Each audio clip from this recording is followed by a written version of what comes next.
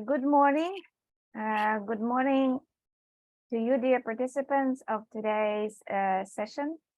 Our key question for today, which we are going to discuss, is how to make the training in the furniture sector more attractive by offering digital tools.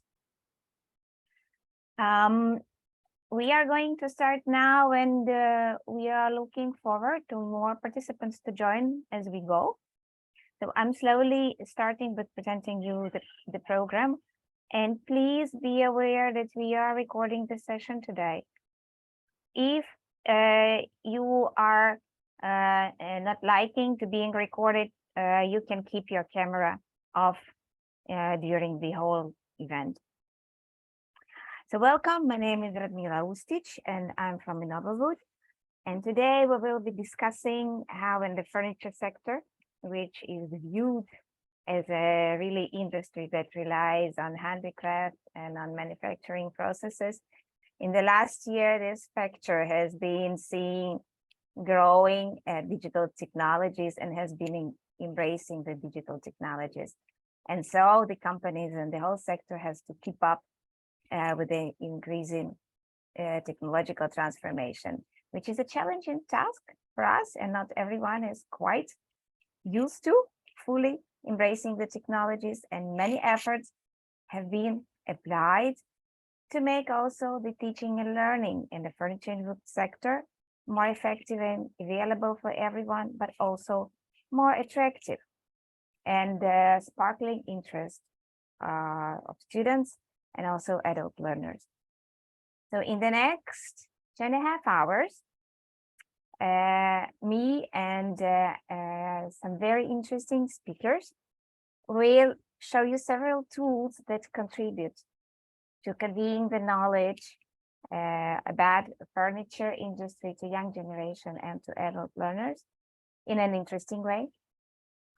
And we also hope to show you and discuss with you what are the success factors that contribute to the education going digital, and how we as the schools, as industry, as support organizations, as university can make the best use of the area of possibilities available out there. So you will get to learn several stories presented to you by Innovawood, by CITEM, by Karlsruhe Institute of Technologies, by Styrian Technological Park. And that was the first aim of our meeting, or the first part of our agenda. Let's say the main course of our today's lunch. But then we also have a dessert coming in a way that we want to hear back from you. We would like to start a discussion with you, hearing what do you think, how these freely available online digital tools, if they are of any use for you, and how they can be used and mainstreamed into the learning and teaching.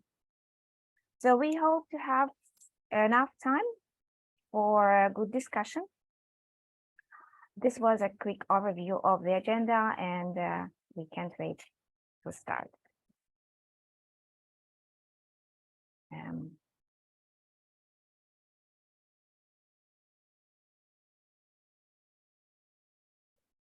I will start by introducing myself.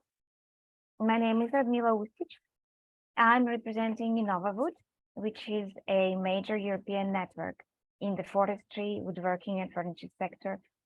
It is quite big. It has 60 members in 28 countries from all around Europe. Many of our members are active in field of research, education, training, and knowledge transfer in the entire value chain, starting from forestry and wood processing to construction, to furniture industry, and to also bioeconomy. We support our members in different ways in promoting the wider impact of wood as the most renewable raw material. We support our members in applying to new projects and to disseminating the scientific and research results wider. I'll introduce the speakers as they come onto scene, but I would like also to see who you are and where you are coming from. And I would like to suggest that you type in the chat your name and the institution you are coming from. Because we are quite a large group today, and to save the time for a long introduction, we will still have the possibility to talk to each other during the second part of the program. So please, I'll be happy to see your name and your institution you're coming from in the chat.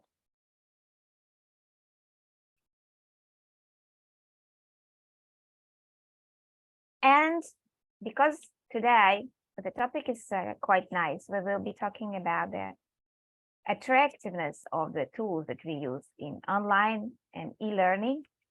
Let me also introduce to you or propose to you the encouraging Sunrise Bingo. I'll ask my colleague Patricia to put in the chat to link to the bingo card. You know how the bingo game works. During today's conversation, as soon as you hear, for example, word gamification, you cross out the card. And so it goes. And while you cover all cards in one line, so 5 cards in one line, then you win. So you can cross out the horizontal line, the vertical line, or diagonal line. And as soon as you do that, please put bingo in chat and your name next to it, of course, so that we know who won. And yeah, actually, this is the first time that we are trying out this bingo online version of it. So I hope it goes well. Let's try to do it. And with this, I would like to encourage you to be active today and to have an informal and engaging discussion. Thank you very much. Again, for the ones who joined us at this moment, please put your name and institution into the chat so we can have a small introduction of who we are. Please be aware that the stream is recorded and you will get the recording later. And yes. Hi, Marci, nice to see you in the chat. Good morning. Good morning. I'm going to go through the chat if possible and giving the presentation at the same time. So I'll start with presenting you the online e-learning course named Furniture Careers, Virtual Factory Walk from A to Z as a result of a Sunrise project.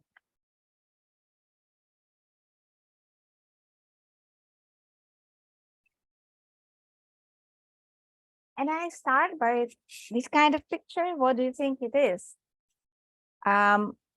This is how a typical room of a college student would look like. No, they are born into it. Students, they really love games, and they can spend hours and hours if the game is engaging.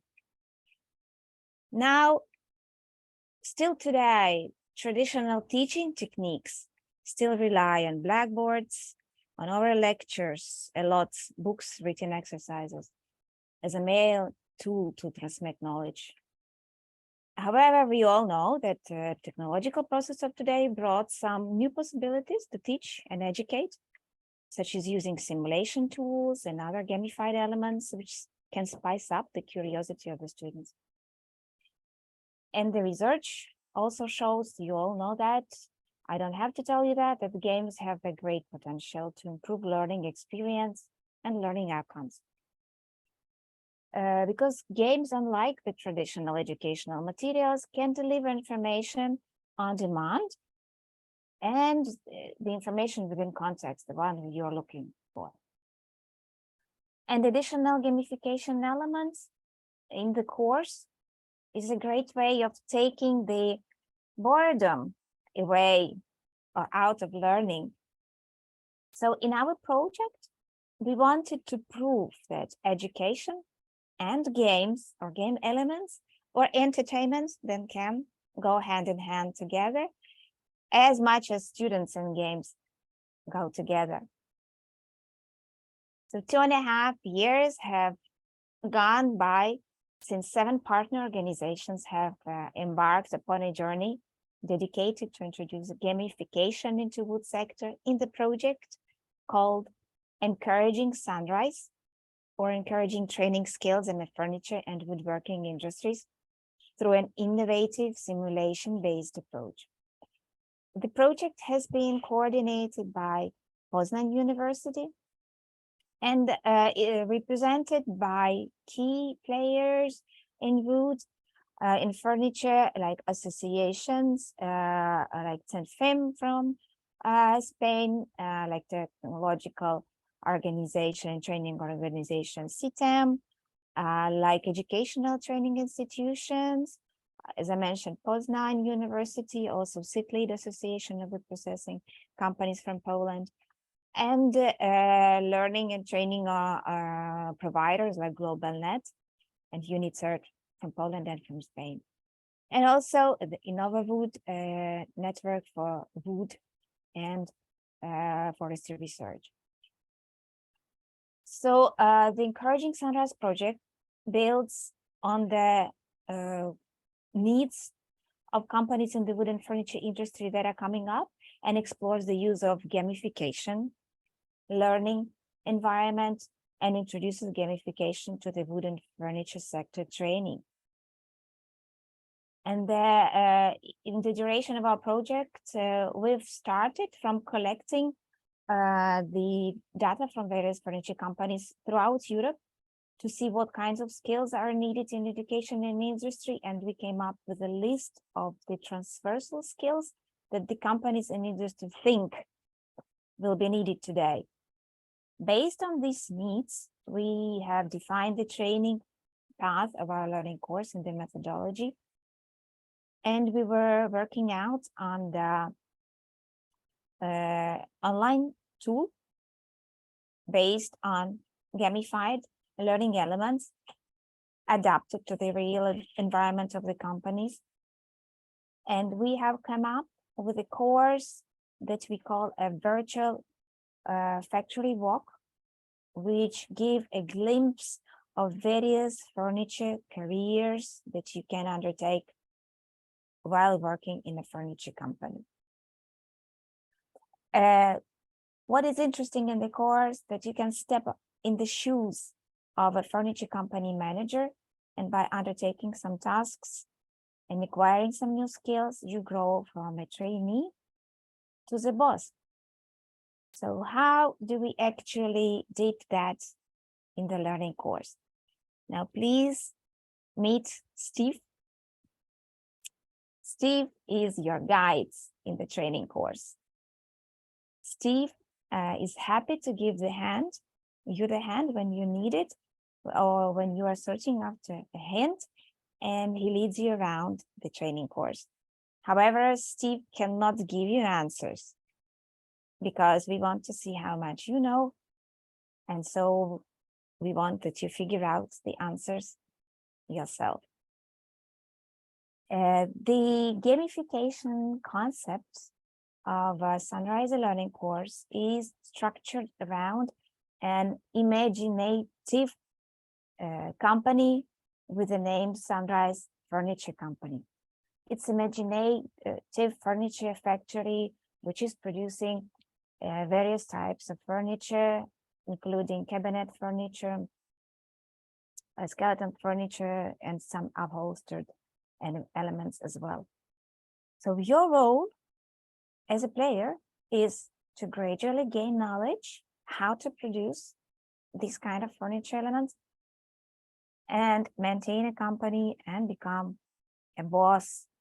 So you start from being a trainee, then they have a module on a regular operator, a manager, and if you complete the tasks in a good way, then you receive a badge and you can grow to the board member and you can become a boss.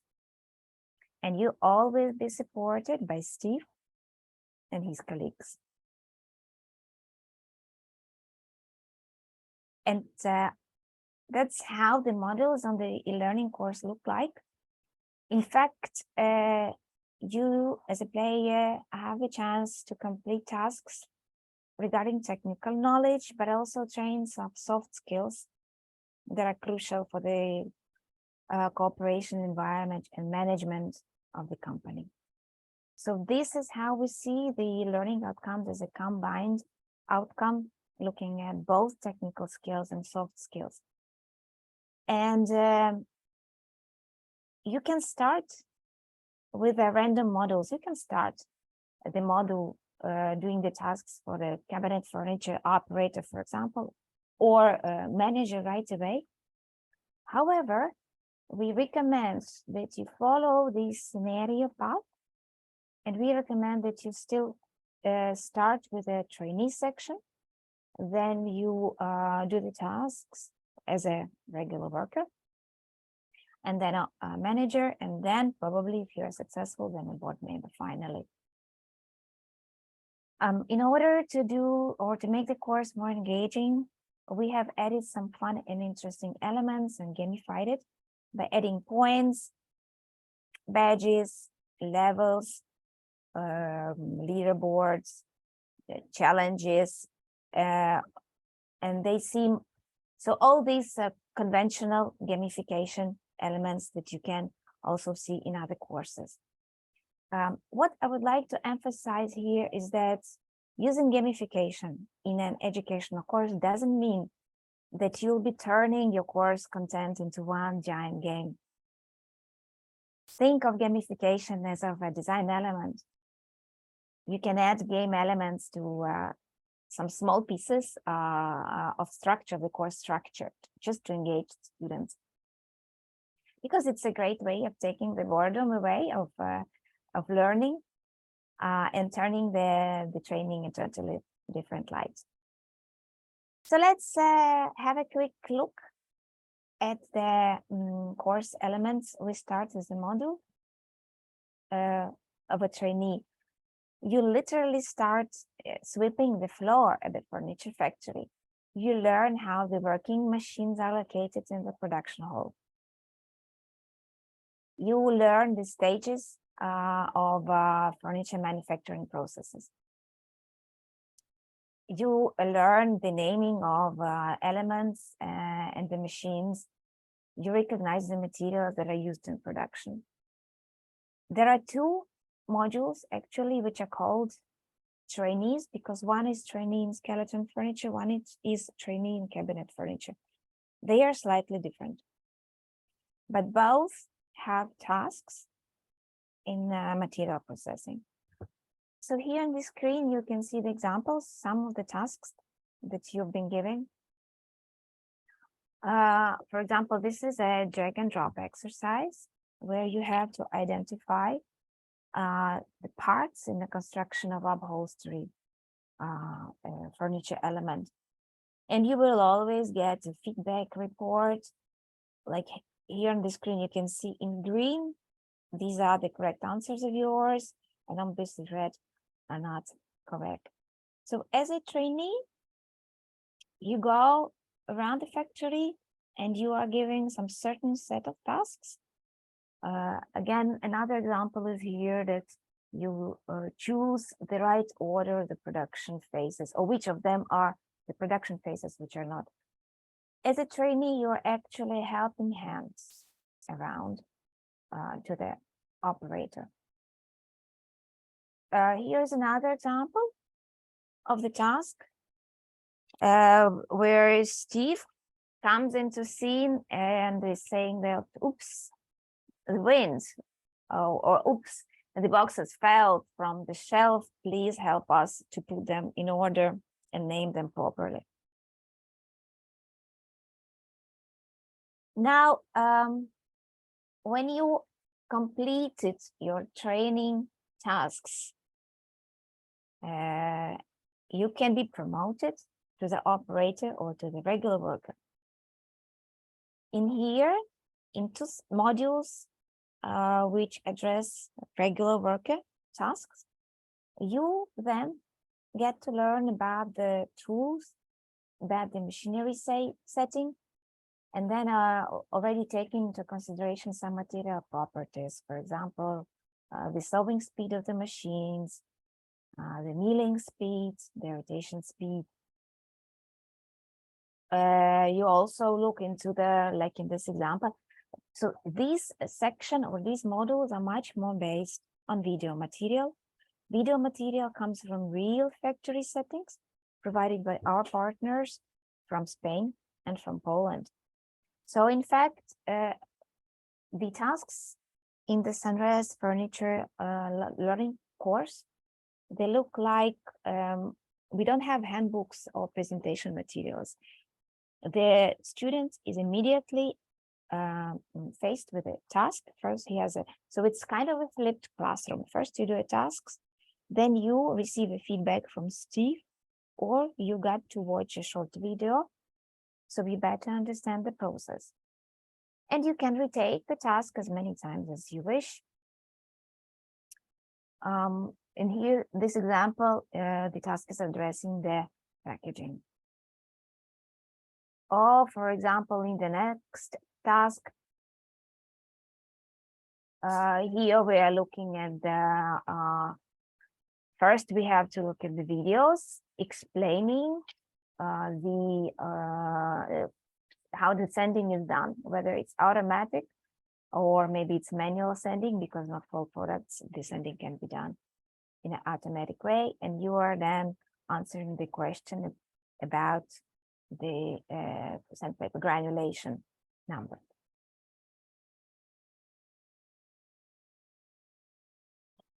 Now, congratulations, you have fulfilled the operator module, and now you don't have dust on your shoulders anymore. Now that you are a manager, you would have to care about workers and their health and safety conditions. So now the player has to take measures, for example, to schedule the production, to make a good planning, to master the company resource and material planning, to perform quality assessments, and so on. So now we go more into the planning and managing skills. We have a set of scenarios also facing up the player. For example, you would receive a phone call and you would have to solve the problem that arises in the company, and you would have to look a bit into the economic side of the company. For example, like in this assignment, where you look into how efficient company is operating, what are the key factors of success, or for example, in your warehouse is growing and you would have to plan buying new transport machines, and you are going to do that in a good way. You have to understand the machines and which ones to buy. Here is another example of a task that a manager would have to solve. It's an interesting one. It's the way you want to organize your production hall in a good way.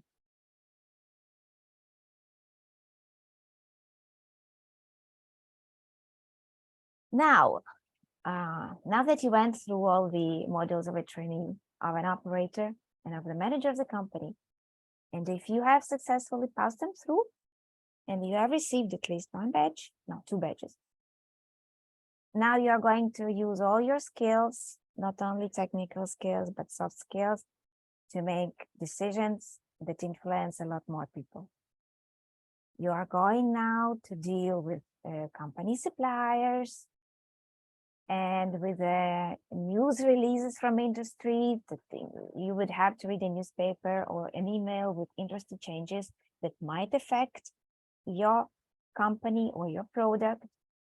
The tasks you are going to deal with are, for example, with dealing with sustainable production or circular production, or you are dealing with an invention patent, or supplier has sent you an email, for example, about the company that is producing a competitor of yours that has produced a similar product, and how you are going to deal with trademark patent. And as I said, there are several also scenarios that you are affected, or you go and in a corridor you would bump into a person who confronts you with a question. In that particular case, this is a bad risk assessment. And the earthquake. So this was a quick overview of the main modules that we have in the Sunrise learning course named Furniture Factory from A to Z, with a special focus on various furniture careers. And we have one bonus module that we decided to add as well. We called it a virtual walk through a production hall. So in this virtual environment, you have the possibility to walk through, and by clicking the elements, you would see what kind of machine is there. By clicking on the video, the machine will be working. And also, particularly, I would like to mention that this module also has is in different languages. So it's not only in English, it's in Polish, in Spanish, in Greek, and in French.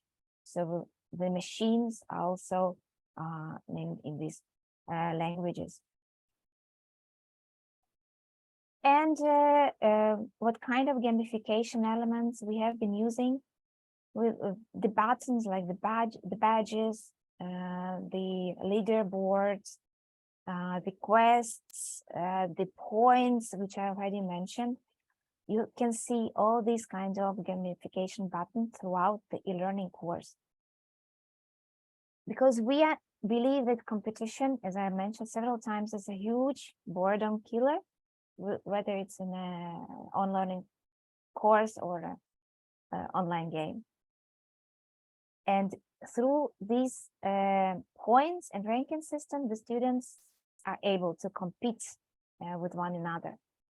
So, for example, when a student sees the colleague or the dropping on a leaderboard, it may be pushing them to meet the challenge presented by the fellow students, and maybe to also move up. This is also a good opportunity to build the sense of a community in the classroom. So to use this online tool for a classroom assignment. In ideal world, students will motivate each other and use this ranking system to build engagement and conversation. For each choice made, we receive the feedback. As I mentioned, we have the progress bars. Right here on the screen, you would see some badges. They are real, they come from my account. So as you can see, I'm on my way to board member, but it's a long way to go. It's only 2% of the tasks fulfilled. I'm doing better off with the trainee level. Well, the questions are not always easy at some time for me, so I'm still there. So in the e-learning course, you would have to look at various buttons like that, like progress bars, like you will be looking for a badge. Important to mention is that you can retake the tasks as many times as you want. And there are several tasks that give you more points. For example, when we were piloting the course with the students, they already mentioned that you have more points for the number of logins, and they were logging in, logging out several times to get more points. Well, this is also a way to do it. You can see your progress, and the more active you are, the more points you are going to get. So not only knowledge is awarded during gamification experience, but also your persistence, your continuity in learning process. And if you're an active user, you can increase your points. As I said, for each given task, you can can retake it as many times as you want to get more points. And then the system sums up your attempts and take it to the leaderboard. And you can see here on the screen who are on the highest score by particular modules, for example, in manager module or as a board manager module. But then you have a top 10. And after having at least 2 badges or completing 2 courses, then you can move on to become a boss.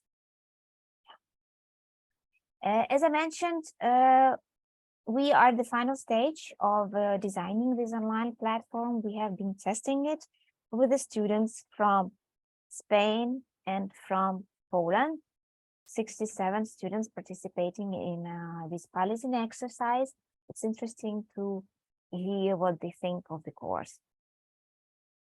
First of all, the feedback from students in terms of the layouts, the duration of the course, and the format and how easy it was to give the answers was very positive. They were very satisfied with how it is designed. It's interesting that we also get a response about difficulty of working in English for the students in Poland and in Spain.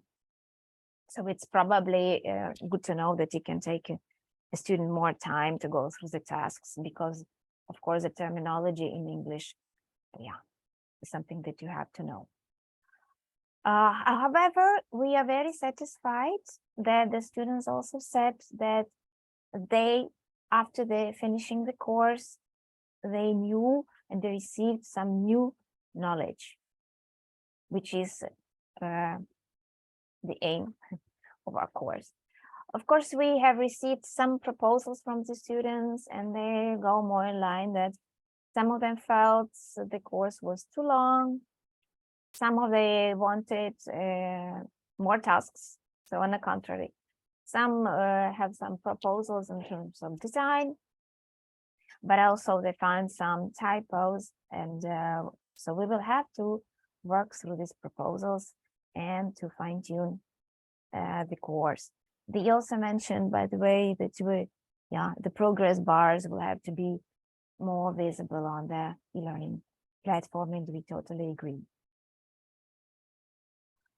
Well, so this course is online, it's functional, it's accessible, free and open to everyone. And there are 3 easy steps how you assess this learning platform. First, you go to the encouragingsunrise.eu and you go to the online platform Los Lobos. You register. Of course, you need a registration. You have to put your name in and email, because if you want to gain points, the system has to see your name. And then while you're registered, you are free to access modules and to come back anytime and to go through as many tasks as you want. So I'm coming to the end of my presentation, and in the end, I would like to summarize it by saying that we see this learning platform as a way to make the learning easier in furniture and wood professions, easier both for teacher and the trainer through digital tools. Certainly, it can be a self-standing course, but it is very well designed to complement the traditional course. And the elements can be used on demand by teacher if he decides to do so. They can be personalized, and as well as the training pathway is personalized. And everyone who is interested, whether it's a student or a early career specialist, or maybe an internship, the one who has an internship in the company, and the company wants to give an orientation and to give a quick tour through the furniture company, anyone can use this tool. So it is also for us good for workplace-based learning. We encourage you to go to encouragingsunrise.eu to register in the e-learning platform and to try it yourself. Thank you very much. And with this, I think we will now take a small stop.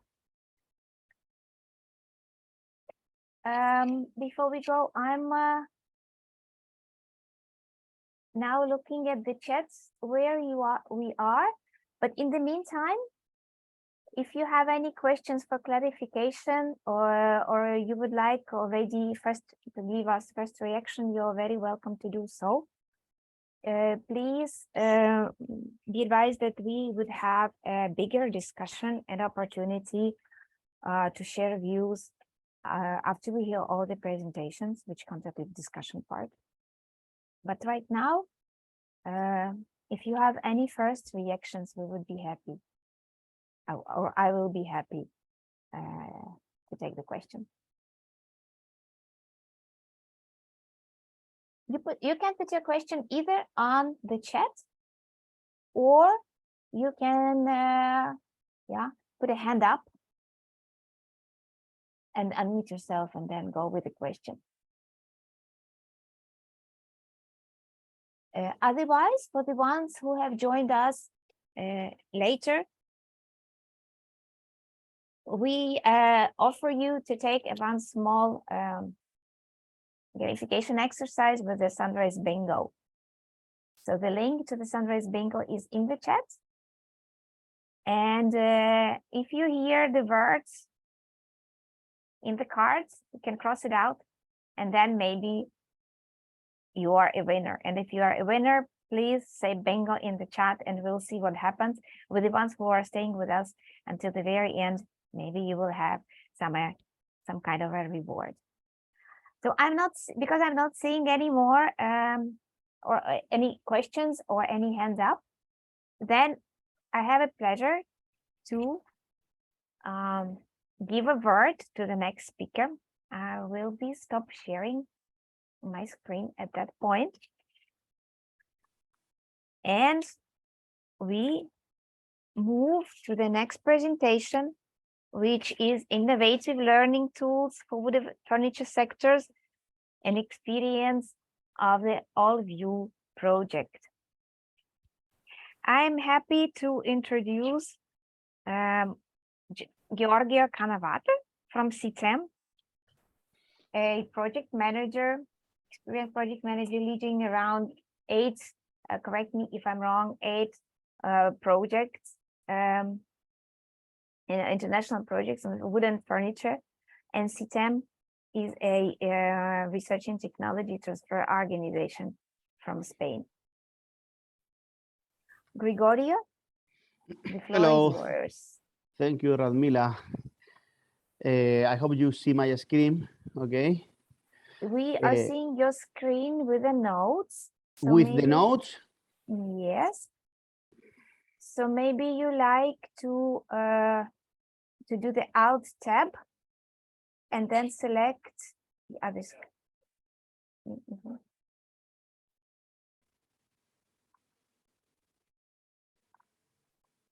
Still with the notes, no? Yes, still with the notes.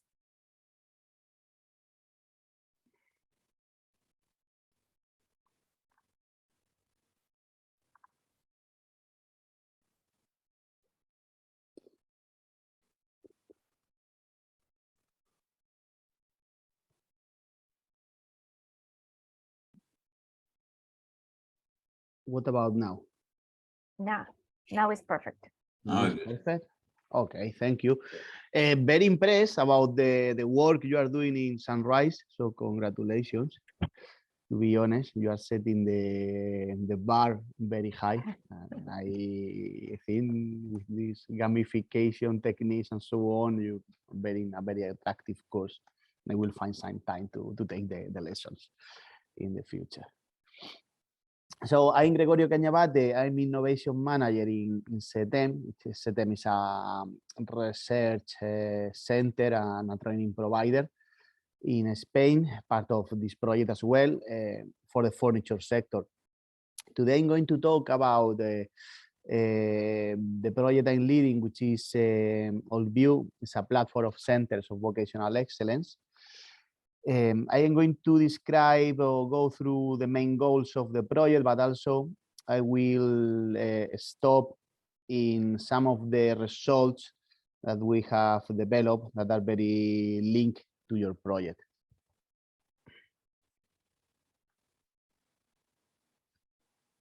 So what is AllView? AllView is a European platform of centers of vocational excellence in the field of wood and furniture.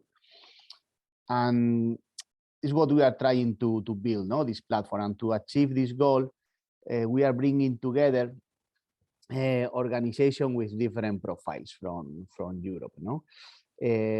The profiles that compose typically compose a regional skills ecosystem, no? Let's say that the project is bringing together these COVEs, they say centers of vocational excellence, but every COVE is working in a regional ecosystem, and the profiles that we have, of course, educations, vocational education training organization, which are the ones dealing with the most important duty, which is training future workers or upskilling, no, the workers. Of course, industry representatives, those that will align our results with the industry needs. So one of our main goals is to support the market growth and the industry. Also, higher education and research institutions, okay, that can bring innovation into the COVEs. So not also training, not also be aligned with the industry, and also including innovation. And last but not least, the policymakers that such as employment services, development agencies, which are the ones that will deploy those results and will align them with the smart specialization strategies. Some key data from AllView. Project is originally participated by 22 partners from 8 different European countries, but other partners, associated partners, have been added to our network, like new countries from new subsectors and so on. The project is quite ambitious. Now we are in the middle of the project. It's 4 years project. We are now finishing. We have already finished the second year. And some of the topics that we address in the project are, for example, artificial intelligence and machine learning algorithms to connect individuals, companies, and training providers, blended learning, trying to use some gamification as well, corporate social responsibility, including social inclusion and circular economy, digital transformation, smart habitat for active aging, so supporting the elders and disabled people with technology to have a better habitat for them. New teaching methods, including extended reality and 3D printing. So these are the ones that I'm going to stop later a little bit more. And also policy making for education. Other activities, for example, in this case for policy making, we work in improving these regional skill ecosystems. For that, we work at policy making level by bringing together different actors of the region, of every single region in the project. We identify the needs of the sector and create educational roadmaps to achieve the excellence, the vocational excellence. So we can identify the strengths and good practices from one of the regions that can be transferred to the others in order to reduce weaknesses of our own regions. Here, the philosophy is to think in global, okay, with the problems, the global problems and so on, but also act local level, no? Focus on what is necessary in my region. My opinion, so for being excellent, the first step is to be aligned with the market needs. Also, you need to be international, be innovative, be responsible at social level, protect the environment and so on, be inclusive, So go a little bit farther from the normal training. Also, we have started working with mobility actions. We have a budget allocation for mobility actions in our project. So we are training teachers and later students with several mobilities between countries. And I have to say, this is one of the most pleasant parts of the project, when you see the teachers from the Netherlands coming to Spain, visiting our enterprises, watching our laboratories, having a training for different technologies or processes and so on. So this is part of the project as well, that we will support to build this network and to foster the links between us. And then you have been talking about the gamification and so on, and here we have worked a lot. Some of the partners in this creating new training methods that makes the education more attractive. So regarding the new training methods, we have worked in including gamification tools in the classroom by using new and attractive technologies, such as augmented reality, virtual reality, and mixed reality. And also 3D printing. In relation with 3D printing, we understand that this is a technology that is demanded by the market more and more. And in our opinion, it's very necessary to include this in the curricula, for moreover in the furniture sector. For that, we have created 14 exercises, if I don't remember bad, where 3D printing is supporting the teachers to teach different topics related with the sector, and to the student to learn one technology that is very demanded by the market. So it is very beneficial in general to teach abstract concepts, working projects as well. It's a very good technology to work in projects in classroom. So let's see some of the examples. I'm going to go through a few examples of 3D printing.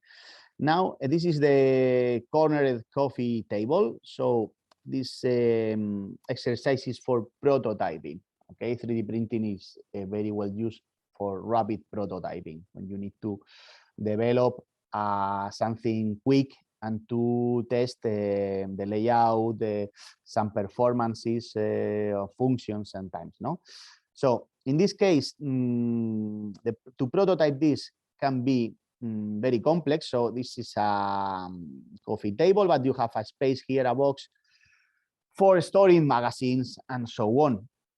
So despite of the fact it's not very difficult to manufacture, but common machinery is not designed for this, because the different angles and so on. So 3D printing can be useful in this case to allow its visualization.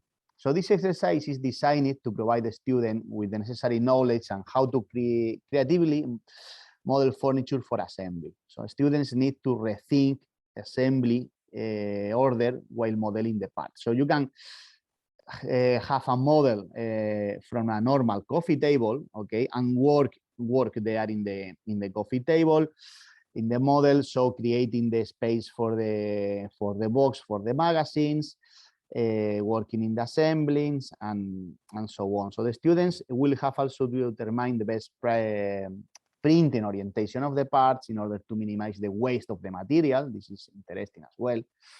After printing and cleaning the table, it should be assembly, and what are the benefits that can be obtained from its use?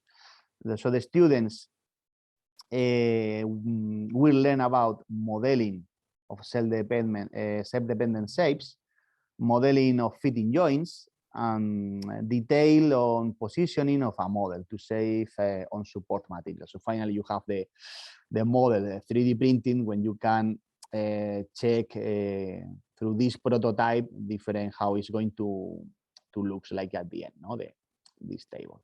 This is one of the exercises for prototyping. This one is the chair connectors. This is for manufacturing in this case. So this is another property of 3D printing, not only prototyping, but in some cases you can manufacture something for a final product, no? And the performance of the exercise will enhance and put into practice awareness on the use of different materials, recycling also, and how to bring innovation to existing objects. So we can combine to understand if the piece is resistant to the forces or the forces on the joint. Teacher in classroom can use the exercise to create eco-design workshops, focusing on how to reuse dismissive chairs and to give them a new life. So through hybrid technology, where traditional manufacturing and additive manufacturing merge, the student will explore the advantages and possibilities of integrating this technology into furniture production by learning by doing. So in this case, reusing, thinking about how can work and so on. And we were talking about social inclusion, no? And we have developed as well project examples of exercises in 3D printing for disabled people, no? The exercise in this case has been designed to facilitate people with cognitive disabilities to create geometric shapes with wood. So the shapes will allow to the student to easily manipulate and recognize perimeters and areas much more easily than before. Thanks to the shapes, students can glue the geometric shapes onto the piece of wood with a double-sized adhesive tape, for example. It can be cut both with a normal saw, an electric saw, or a column saw, no? The benefits for the student in this case improve the visual, motor, and image memory, and also pre-syntactic and lexical skills by associating the quantity of the objects to the number. Let me pass to the following exercises. So we have worked as well with augmented reality, virtual reality, and mixed reality. So I'm going to show you some examples of virtual reality that has been developed by us from scratch. It is not a solution in the market and so on. It's our own solution. In this case, it's a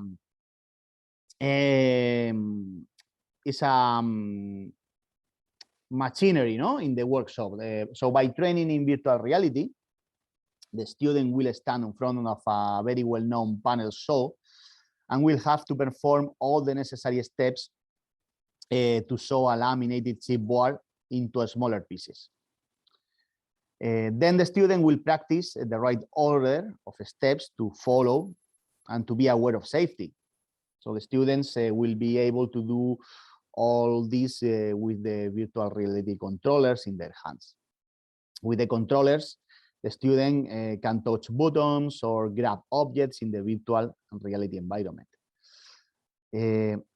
On a larger screen in front of the student that you can see there, no, the steps you can see the steps to be taken at the moment that are displayed, and the students learn how to operate this machine in a safe way before they start working on the real machine, no, in a real environment. They can practice as many times as they want to. We think like 4 or 5 times is good enough before the real environment. This exercise is fully applicable in a training methodology based on gamification, and also has a special application through a project-based methodology, confronting them with the learning and dangerous machine before facing the real project. So the students would use virtual reality to learn and internalize the use and operation of a cutting machine, as you can see in our video. Let me pass to the following example. It's also about virtual reality. In this case, what we have is you saw before, is for supporting the operator, no? And here we are going to support also the designer. So we have a a catalog of products. So we have an environment where the student can download a product from our catalog and explore it. You see the environment has a menu with how to use it, plus all the exercise within one of the products. So you have several, let's say, very standard products in furniture design, and then the student, the future designer, will be able to see within every product different properties. No, for instance, by clicking in the menu, the user will be able to explore dimension tips for the different points of interest in the furniture. Dimension tips like a range of dimensions, suggested dimensions, and so on. For design tips that you can see as well, the user will see, let the video finish with the dimensions tip. Sorry.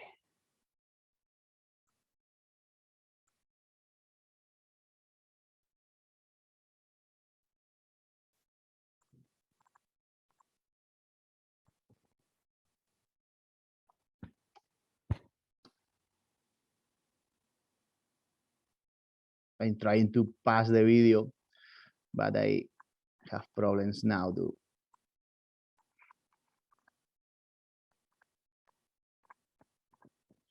Anyway, what you can see here in the exercise as well, not only the dimensions, but design tips. Now the user will be able to see different points of interest in every product about that will give advice to them for designing. Also for manufacturing, okay, it's almost the same. You can see tips about the materials that can be used in every single product and so on. And I wanted to show the last part of the video because this type of virtual reality is quite realistic if it is very well designed in terms of the model that it displayed, no, the layout of the model, the surface, the texture, and so on. Is you can see that in the last product that I have here, but okay, seems like the video goes back. Nevertheless, this is one of the examples. And also another interesting tool for virtual reality for creating very immersive virtual reality experiences is the 360 degrees videos and pictures. No, that I have seen you have developed something in your project. And for instance, when you want to visit, no, it's very interesting for going through very specific facilities or laboratories or factories that cannot be visited easily. So in this case, we are performing a virtual visit to CETEM headquarters, especially to some of our laboratories. So you can go through every single room, visiting us, visiting all the machineries. In this case, you see the Fab Lab that we have now with all the stages. You have a menu when you come back as well, not only by navigating. So the didactic goal here is to allow to the student to see how a lab or a factory with very specific machinery works. It can be also transferred to specific industrial areas by recording the different stages of a manufacturing process. So including information for different possibilities to select in the different points will allow to the students to explore a little bit what is going on there. No, now you can see the 3D printing room, no, within the Fab Lab. You can click in every single machine, have different information there, and so on. I have to say that it can be assessed by the virtual reality glasses, but also via website and navigating by clicking in the mouse and so on. So the user is able to explore different rooms like in a video game and interact with different points of interest that will show information and interact with the user. Also especially useful for practices, repetitive errands or processes for special needs students. I have to say that, no? And that's all from my side, and thanks for your attention. You can follow our progresses in allview.eu. All these results that you have seen here will be ready very soon. I mean, by the end of the year, and open access and so on. We are facing the second part of the project, more focus on networking, policy making, and so on. But we are ready to welcome new institutions to enjoy our results or even to be part of the network. So thank you very much. Thank you very much, Gregorio. I have to say that I have a pleasure to follow the Allview project since some time, but the results that you have showed today are new for me, and I'm really impressed.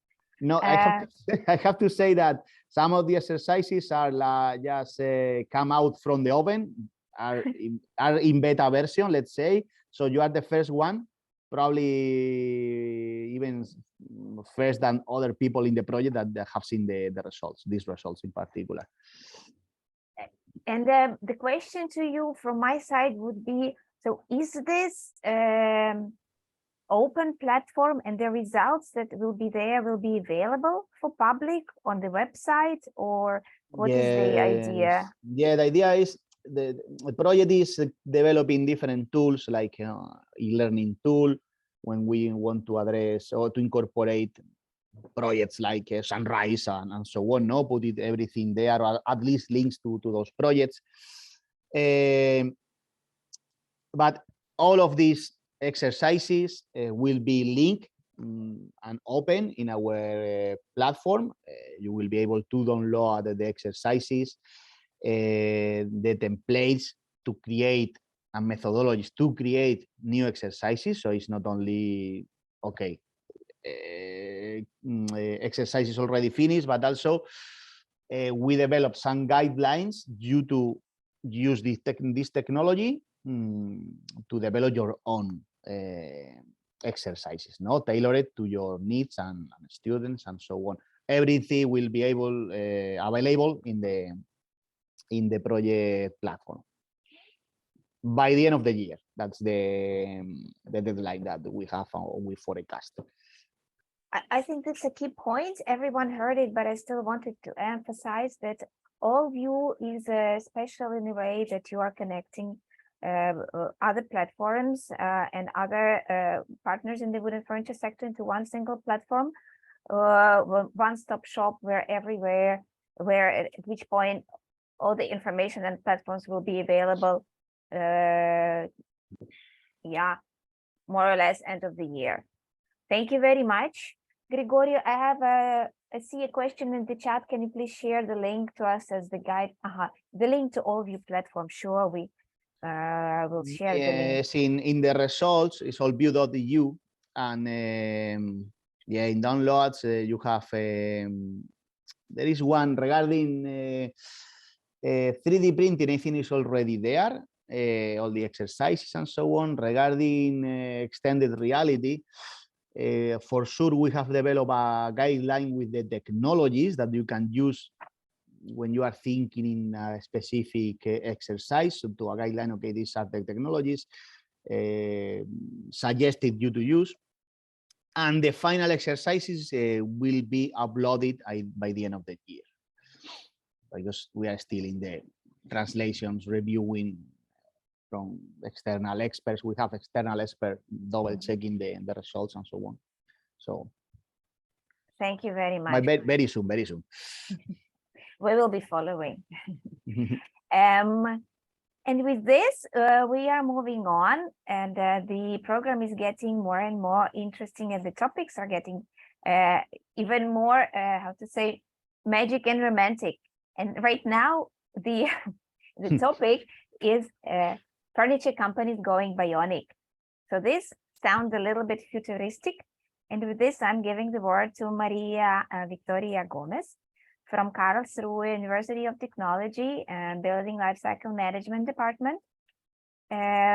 Maria Victoria is a research and project manager She's has experience in Erasmus Plus project management, coordinating several projects, collaborating in even more projects related to Industry 4.0 and circular economy, building information modeling. So please, the floor is yours. Okay, thank you.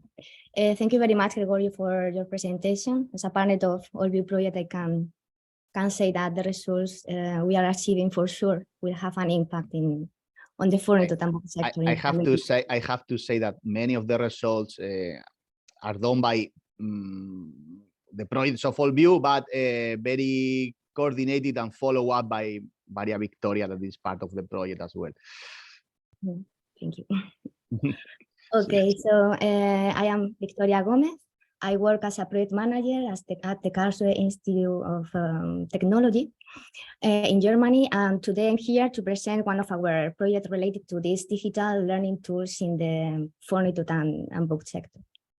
The full name of the project is Fostering Digitalization and Bionic Transformation of Small and Medium Enterprises through the Development of a Novel and Innovative Training Materials for Overcoming COVID-19 Crisis. But the acronym is easier, GIST.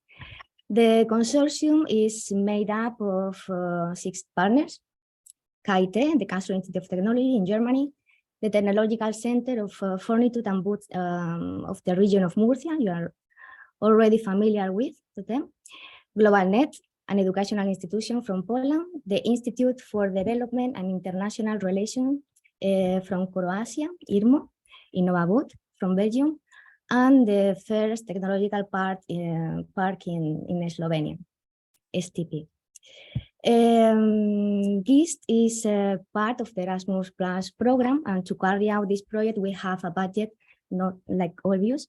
We have 258,333 euros and a time frame of 24 months.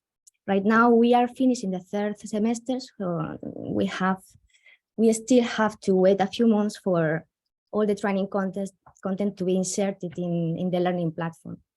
But all the reports and newsletters produced so far are available to everyone on our webpage. The main objective of GIST is to develop and implement an innovative training material for small and medium enterprises, which will provide them the basic competencies to reach a bionic status. For those who don't know what the concept of bionic is, we can define it as a living being whose capabilities are enhanced by technological elements, like Terminator in the movie. So what is a bionic company? It is the one that can combine technological aspects, human creativity, transversal and leadership skills to achieve more productive operations and greater innovation. This concept is based on the idea that technology alone is not enough, but the combination of the capabilities of human beings and technologies achieves better results, and so ensuring better growth and sustainability of companies. Through this project, we are developing a training course to help companies and students to have a clearer vision of this concept and enough knowledge to start working in this context. Among other items, this consists of 3 main intellectual outputs. In the intellectual output ones, training path definition, we identified the gaps in the business sectors in terms of digitalization and soft skills, as well as the learning outcomes needed to create a joint curriculum adapted to become a bionic company. We obtained this information through questionnaires to companies in the Fortitude and book sector, vocational education and training centers, higher education institution, and consultancy organization. After the analysis of these results, we identified the learning units that form our joint curriculum, and also we identified the target groups and the learning pathways. All this is collected in the report definition and training path and methodologies, which is available for download also in the web page of our project. So in Intellectual Outputs 2, we structured the identified training units, and we are working on their development. The complete course consists in 5 training units divided in 18 learning units.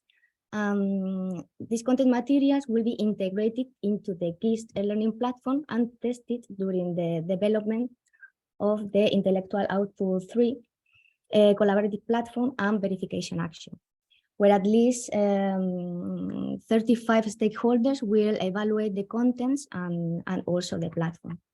This learning platform will be multilingual, will have gamification, and will be ready for everyone at the end of May next year. However, if you are interested, you are welcome to be part of the pilot experience that I think will take place around March next year.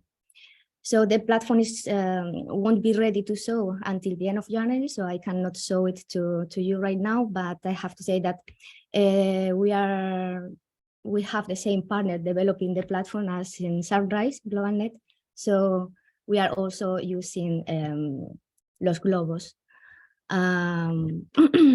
for the developing of our learning platform. So we will have also not the same kind of exercises, but we will have the gamification and some of the tools that Radmila already showed. As I have just said, our course to become a facilitator of bionic transformations consists in 5 training units.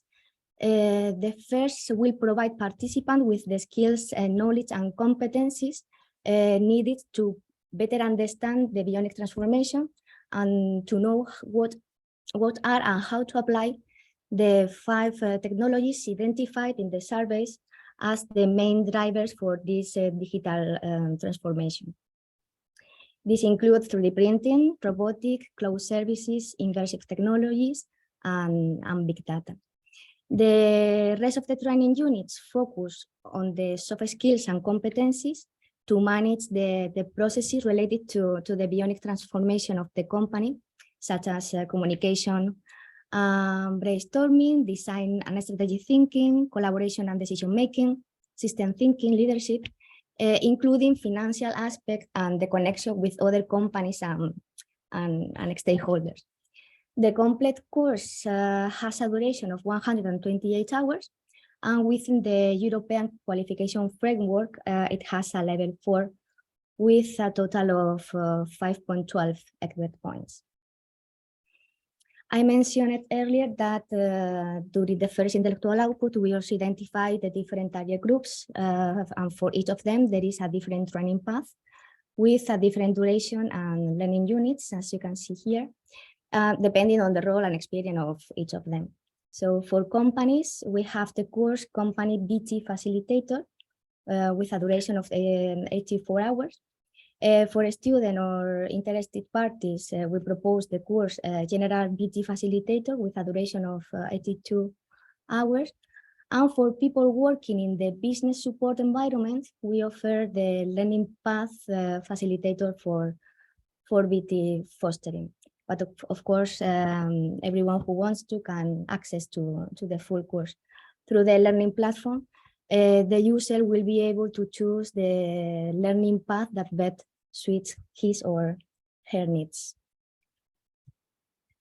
For each of the learning units, we have developed a PowerPoint where the unit is explained in detail, an animatic infographic summarizing the main points of the learning units, a video with some extra information, and tools for the evaluation of the knowledge, similar than the ones that Radmila already showed us in Sunrise. These training resources will be available in the 7 languages of the consortium and will be integrated into the e-learning platform, so anyone interested can register and access them free of charge. So I want to show you in the next slide as an example of one of the videos we are developing for this course, a piece of the 3D printing video Just In addition to all these sectors, 3D printing has also reached traditional sectors such as furniture. Furniture is still mass-produced using traditional manufacturing methods, but 3D printing has come in handy for designers who want to bring innovation into the market. 3D printing offers a great chance to produce all kinds of rapid tooling that helps develop furniture and prototypes for form testing or fit testing. Additive manufacturing technologies now save significant time and costs, ensuring products are brought to the market in a shorter period. Furniture companies that embrace 3D printing also claim the technology empowers staff to be more productive, enabling them to focus on more creative pursuits. One of the parts of the furniture business that has traditionally required significant time and financial investments is the design process. Prototypes must be made, models tested, and pieces reworked to reach a final product. 3D printing streamlines, simplifies, and reduces the cost of designing furniture. Creating lightweight furniture prototypes quickly and inexpensively with 3D printing enables designers to test their creations more thoroughly and maximize the beneficial features in the finished product. For more information about additive manufacturing concepts or their applications, please do not hesitate to go through the rest of the GIST course on the e-learning platform. okay. So yes, this is an example of the 3D printing video, but we have a video for each of the, we have 18 learning units and we have videos for 17 of them. I think the result will be very, very interesting and everyone will be able to learn something new. So it's a pity that we don't have the learning platform ready, but we are not it's not because we are late, it's because we are not in that point of the project. So I cannot show you, but I hope next year we can meet again and I will be able to show you all the results.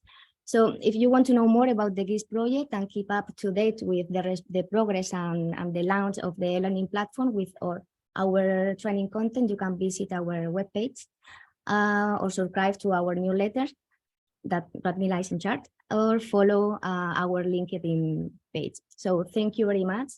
And I give the floor to the next. Thank you very much, Victoria, for presenting the GIST project approach to building bionic companies in the furniture sector. And it relies on these 3 pillars on building the leadership skills, the technical skills, and the soft skills. Mm-hmm. Yes, very interesting. Thank you very much. And now we are heading to the next speaker, to Borut Jurišić. And we are looking forward to hear, let's say, educators' perspective or the pedagogic perspective to education going digital.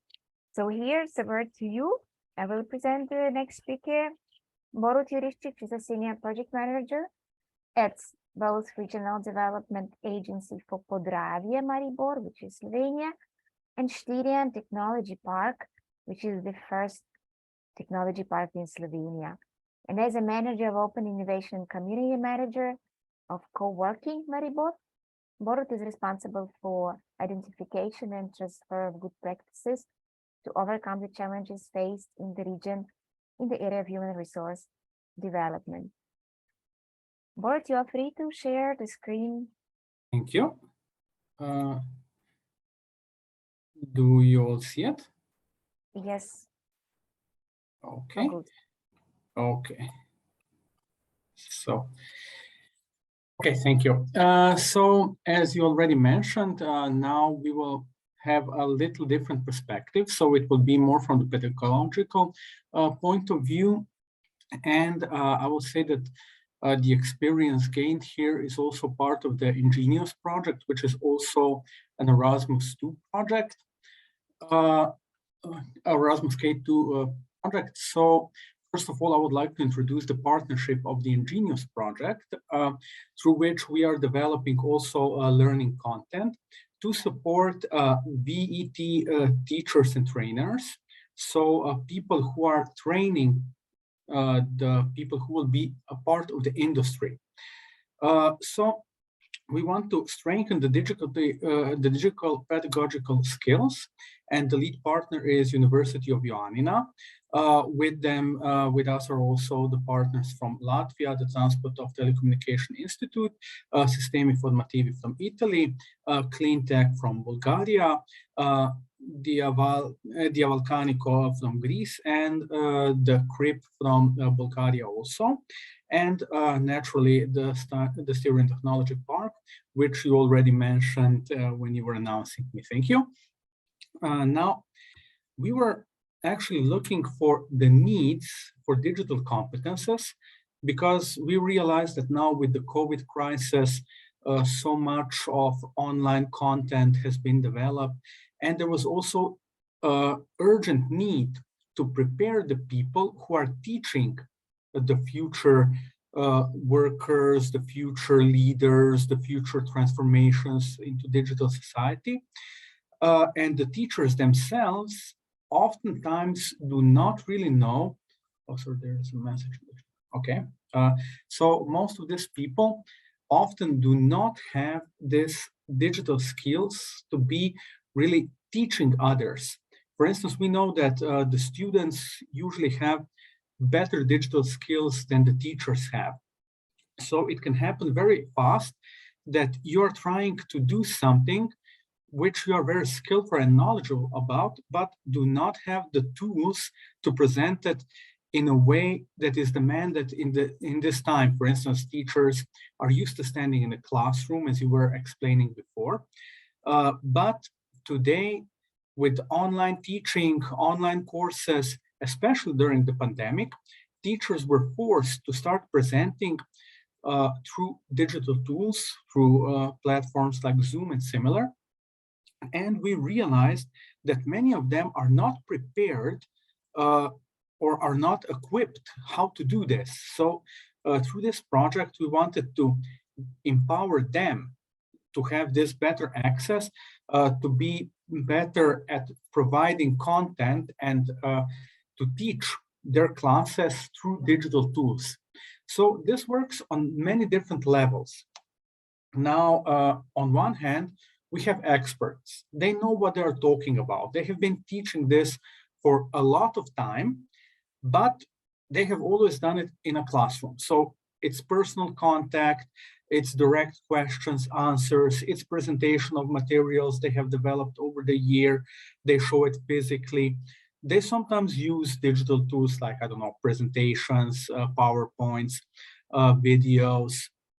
That's not a problem, but they do it in the physical room. Sometimes they have difficulties just simply logging on to online platforms and teach online how to incorporate these tools. Okay, we know how to use a PowerPoint presentation, but I'm sure that it happened to every one of us that maybe you stopped sharing a screen or something. And if you have a class of students who can be sometimes very critical, it is difficult to do this. So we are empowering teachers to really be confident in what they do. But not only that, there have been problems that everyone who is teaching has encountered, that if you are doing online teaching courses, students sometimes don't listen. I mean, we are all used to online conferences by now, and if it's not your turn to speak, you usually turn the camera off. That doesn't mean you are not listening, because we are all here because we are interested in these topics.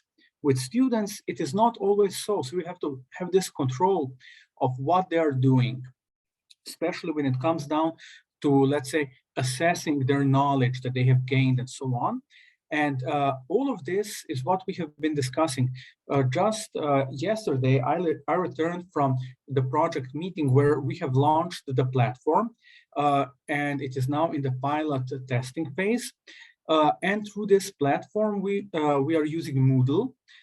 We will develop, or actually we have developed, but now we have to test it, this competences for the teachers. So we are not preparing teaching courses that you would, I don't know, learn how to report for environmental reports like, I don't know, BSTS and such things, but to teach the teacher how to prepare the classroom to do those reports. Therefore, we are teaching them how to present their courses differently. And one of the very important things that has popped up and will be extremely interesting also for different industries is, for instance, microlearning. Because through microlearning, the people who are getting the knowledge just get those specific points of knowledge. So maybe in the industry, you don't need the whole course, how to, I don't know, design something and then implement it and then produce it, but you just need to learn how to produce it on a machine, something that someone else already did. So you don't have to go through the full course. You don't need the entire knowledge all of the time. Of course, you would want to learn it, but at this specific point, you would just need someone to teach you how to use a specific machine. That's why we are trying these different approaches to incorporate them. And microlearning seemed to be one of the best cases for the industry because it provides these smaller bits of knowledge, which can be extremely useful, and you can be very agile in preparing them to cope with the needs of the industry. Because what has happened, and as the technology park, we are constantly in the middle between these two poles. On one hand, let's say one pole is the industry and the other one is the educational system. The industry wants young people who join the industry to be skilled and to be able to come to work right away. The educational system usually wants to provide a broader knowledge because they are not training students to work in a specific company, but they are training students to do this job that they have to do wherever they will end up. So, for instance, in the wood industry, we have involved the high school for wood design and production. And they said that, yes, they know how to teach their classes. They know how to prepare their students to start working, but they're not focusing on, I don't know, a student who will start working in this specific company with this specific tools, because they're maybe using different tools within their workshops in the school, but they want to provide them knowledge how to get the job done. And then the companies, when they receive such students, see that they have a lot of theoretical knowledge, but cannot just put them into practice to work. And through microlearning, this could also be very quickly retrained, reskilled. So it's one of the better aspects of this. And how we are doing this through Moodle platform, of course, we are providing some theoretical knowledge of the whole course. Again, as we are doing the trainers, we don't teach them how to get more knowledge about what they are already doing, but how to present that. So maybe we are teaching them how to use digital translation tools to go for green legislation, which is part of the model of manufacturing. Wait, maybe I can show you actually how we went through this. So we were talking through to different schools, different trainer providers, also some companies through the survey from which we prepared the national reports. And you can see that many people believe that they are already some kind of an expert in their field, and they do have some digital teaching competences. When we dig deeper, we realize that they are not afraid of using digital technology, and they do have the theoretical knowledge of the content of their own courses, but don't know how to apply some tools to teach it better digitally. And this is then what we did. So we developed this platform course. And you can see at first, you have to self-assess yourself to see if you are an elementary or advanced user. Then later on, there are teaching courses. So you actually get the knowledge on how to teach the courses digitally.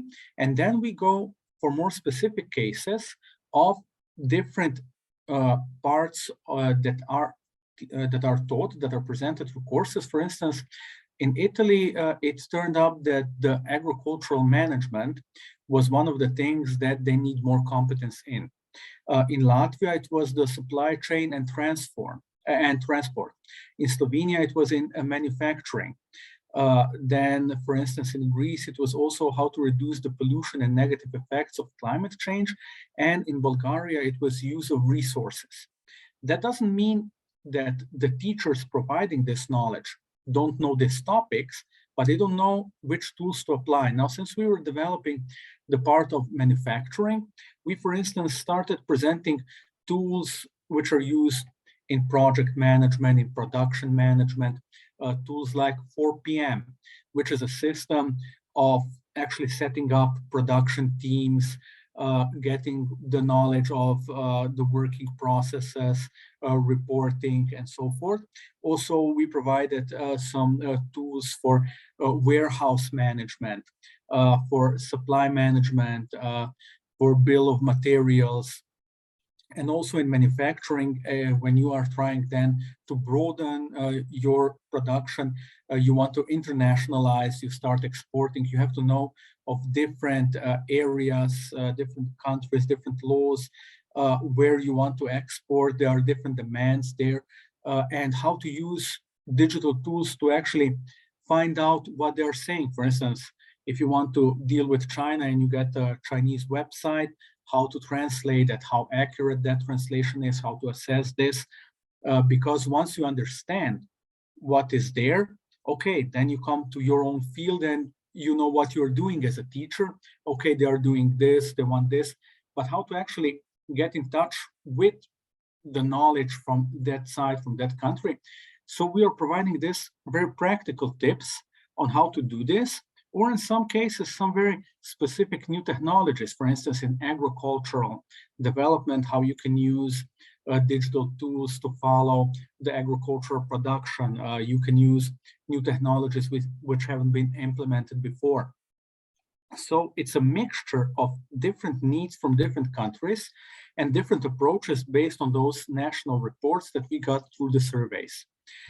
Now, our digital platform, as I mentioned, we launched it this week, and it is now in the testing phase, and it will then be widely available through Moodle. And I hope that not only these 5 countries that are involved in the project will find it very useful, and we will keep developing it now through the testing phase based on the feedback of our stakeholders, which will go through it, and some of them already are so interested that they cannot wait to implement it in their learning processes. So I think it will be very successful. And as I said, our stakeholders, for instance, are also schools in wood and furniture industry. So that is why we see this opportunity today for this presentation, as we are connected to this, and I hope it will be useful also to other teachers and trainers who are trying to prepare people to actually join the industry right away. So I hope all of you will also find it useful. I will provide the links once the platform is fully operational to Radmila, and she can share it with you. Thank you. So this is our project team now as well. And I think we are off to a very good start. The platform should be fully operational by the beginning of next year. Thank you for your attention. Thank you very much, Borut. That was actually a very good slide into the following discussion, because you put into the spotlight some very important issues, like how do teachers get in touch with the knowledge they have to look out for some projects, first get interested, then go in, then find what they need, and then probably translate it to the needs of the classroom. So that's one of the points. And then if they are ready in a way, we will talk about it. The key measurements of readiness are the costs, but of course the technological skills and the infrastructure and the institutional readiness and willingness. So thank you very much. I have to stop and to mention what Patricia just said, bingo. So Patricia, the word is up to you. Have you already been able to cross one line? Yes, I have one line, one line crossed, but Okay. not two lines crossing, just one line. One line is enough. So congratulations, we have a first winner, but Thank we you. still have a lot of opportunities to go. We have still more lines. So Patricia, you will be getting something in the end of the workshop. Now we would like to very much hear from you. What do you think of all the tools and instruments that you have heard of and you have seen? In what way it is useful for you? But before that, because we are quite an interesting group today, I know many of you, but I don't know also some. And I will ask my colleague to put up a poll with two short questions to see what is the group that we are talking today? Who are you? So I would like you to ask, first of all, to answer from which organization are you coming from?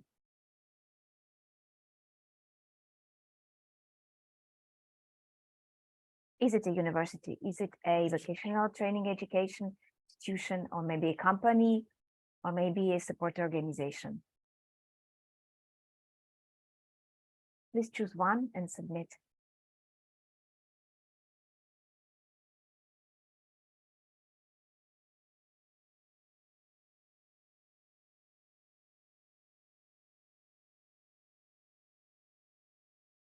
And I will ask my colleague, how many answers are we getting?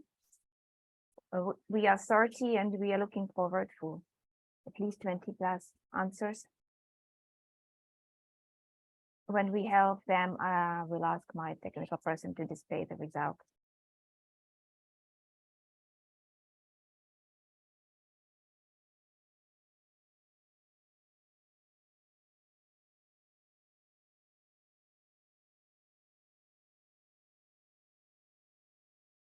So what are we having?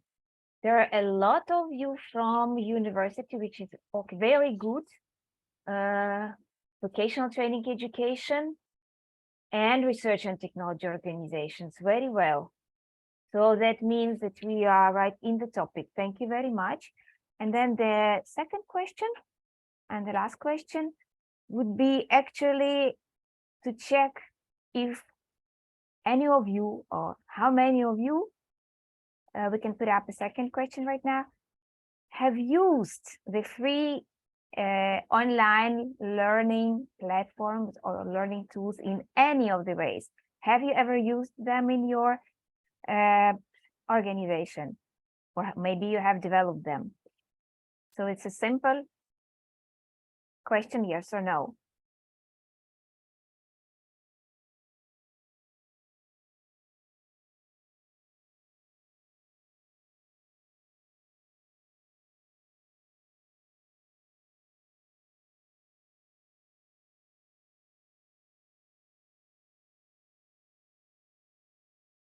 Thank you very much for your response. Yes, that's what I was expecting. So we are more on the same line. Very well. Then it is, we would really love to hear from you. What do you think of what the tools that we have just seen?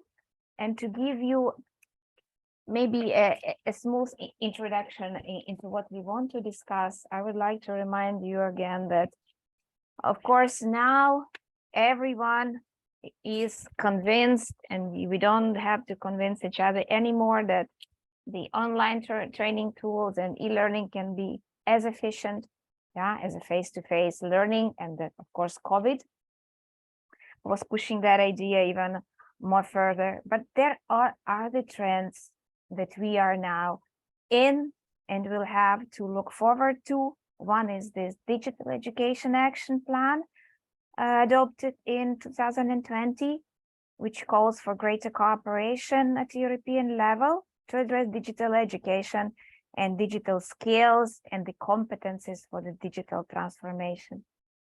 But then again, a really news coming up from the last week when it was announced that the year of 2023 is going to be European Year of Skills. And it specifically is about the green and digital transitions. And having those skills, the people could navigate more easily on the labor market. And so with that, I think we would have an excellent opportunity to show off showcase all the achievements and tools that we have developed and inform people and communities about them. Of course, there is the Digital Europe program, the funding program. Again, a brand new call, which is already open, and it calls for specialized education programs and modules in key capacity areas. And the call is going to be open until January 2023. So with that, and with the great number of any open online learning tools in furniture and wood sector, and I here named only a few, Digitrama, Digitfur, Font 360, and so on. There are some of them. With that, we can probably make a statement that online education is not going to go away. And we will have to live with that. But we would be very much interested to hear what you think about it in your organization, in your institution. Yeah, can you pass the slide to the next one? Yes, right now you should be seeing the questions for discussion. Is that right? No. Okay. I will contribute to the bingo because I'm sharing the wrong screen, I suppose. So I will come back to show that.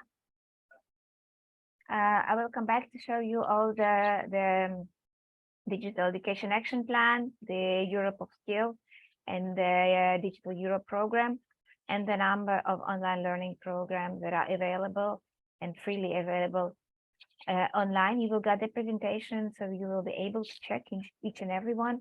And right now, I would like to move forward to hearing back from you. So what do you think is useful for you?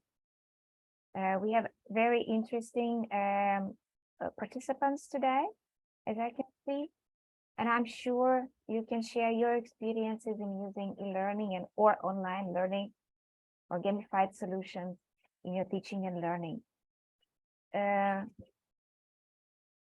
You are free to rate or to press hands up or just to unmute yourself.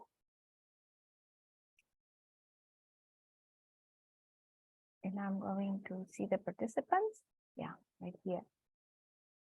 And we are looking forward for the first feedback from you and first reactions. Oh my God, I sent you to the silence.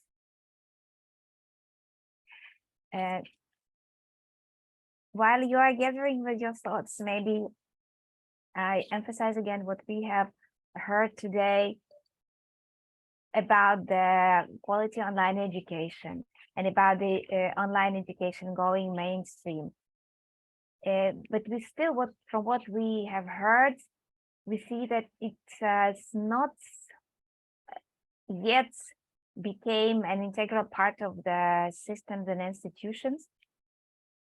And as Borut says, the key readiness level is there, but maybe is not there because the institution has its hierarchy. And first of all, how the teacher knows about this kind of an online tool.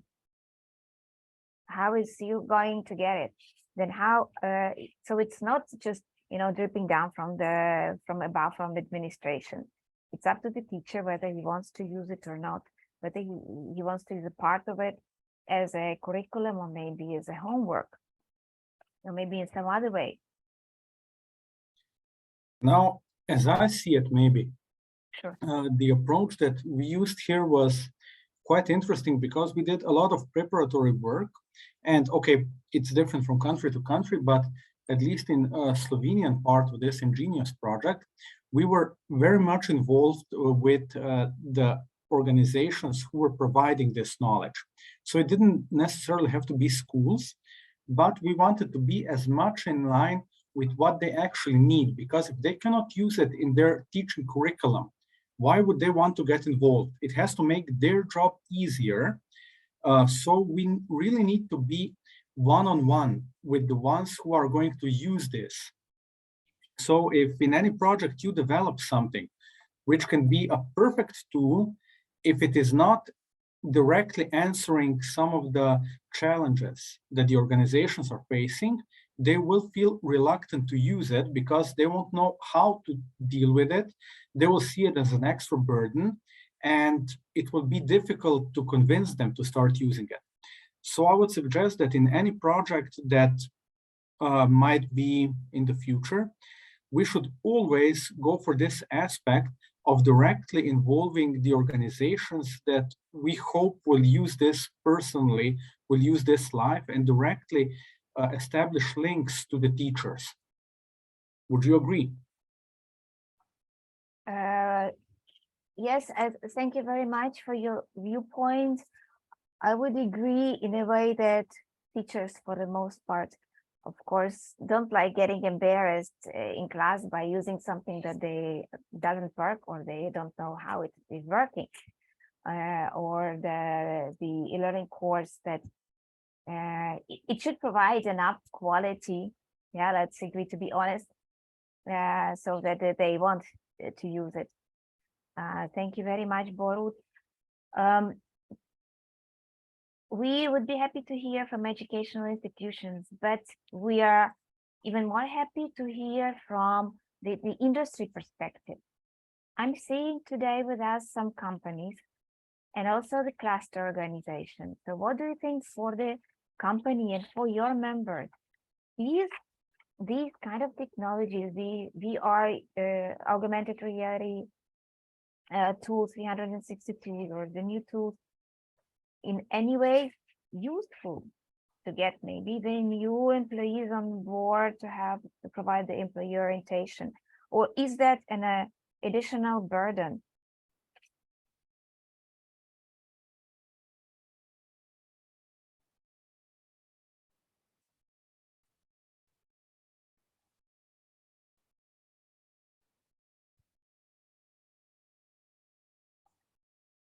And we also wanted to give to streamline a little bit the conversation today about the quality of the courses and the material, and how to make it more engaging and attractive.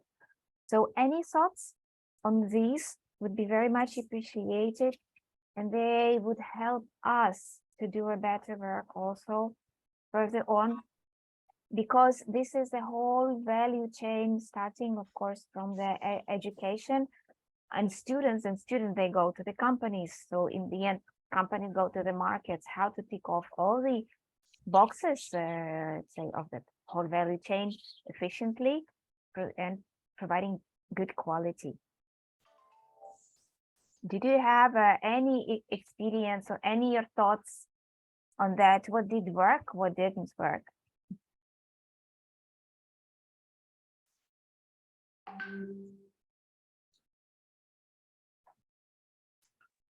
I have ups hands and Yes, Martin, I just realized you and Doris. Martin, no trouble. I can lower that for please, Martin, go. Yeah, I have a little bit of experience in doing both. One, we were kind of forced to move all the education the online, and nobody was really extremely happy with that, because it highly depends on the subject. Some subjects can be really taught online, and digital education is not big of a problem. In case of subjects like computer-aided design and that sort of stuff, I think it's even better to do it online than face-to-face, because usually you have a bigger group and it's much easier to manage if you have them online and you have a visible screen, and the screen is not from the projector or something, it's high quality. Everybody has this in front of eyes, and this goes better. But in terms of technological subjects, we are not so happy. Mhm. Because in terms of wood furniture and that sort of industries, upholstery industry, you need the practice and you need the go. The perfect example of the institution which does it perfectly, in my opinion, is AMC Amsterdam or Rotterdam. And I've been working with them with one project several years ago, well, maybe not several, like 5 or 6. And we had the pleasure to organize such course with them, and it went brilliantly because you have all the resources. The trouble is, it is very, very, very expensive. So recently, I have one experience, and I will share it with you, despite I didn't prepare any presentation, because I was thinking that the discussion will go other way. I have put myself by pure accident to European Bioeconomy University into the managed by AgroParisTech in France, with some major universities, major to the point that Warsaw University wasn't even allowed to enter like a full partner. But into the educational activities, yes, and that as we are doing. And if I can share a screen a little bit. Just a sec, I have to stop sharing. Just my mic. for 2 minutes. Yes, you have 2 minutes, Martin. And please, Martin, would you also introduce yourself for the ones who don't know you? I think, yeah, because there is a lot of people I haven't seen anyways. I'm a lecturer at Warsaw University of Life Sciences. Majority of my work is connected with the furniture industry in terms of design, in terms of product design, and visual design also a little bit, and the technology. And that is what I do in a major way. I have some experience in the industry because I used to work in industry. I came the opposite way from the industry to the university because I was asked to do so. So maybe that's enough of self-presentation.